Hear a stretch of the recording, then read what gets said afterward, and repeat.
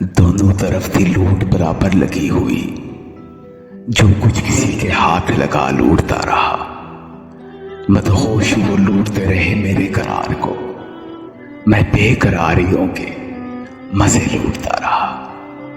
تو جو گیا تو دنیا بدل کر رہ گئی، کوئی بھی شخص محبت کے قابل نہیں رہا۔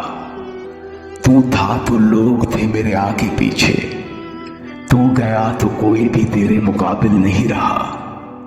تیرے لیے ہی سنورتے تھے دن رات ہم، اب تو حسن بھی میرے نقوش میں شامل نہیں رہا۔ تیرے بعد خود کو اس قدر تباہ کر لیا، دیکھو میں بھی اب محبت کے قابل نہیں رہا۔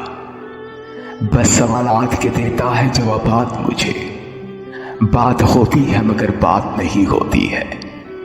اپنی حسرت کا گلا گھونٹ دیا ہے میں نے، اب دلاسوں سے ملاقات نہیں ہوتی ہے۔ میں نے سوچا نہ تھا دنیا سے کہوں گی یہ بھی، آج کل تجھ سے میری بات نہیں ہوتی ہے۔ یہ تو بادل ہے جو رستے سے بھٹک جاتا ہے، ورنہ صحراؤں میں برسات نہیں ہوتی۔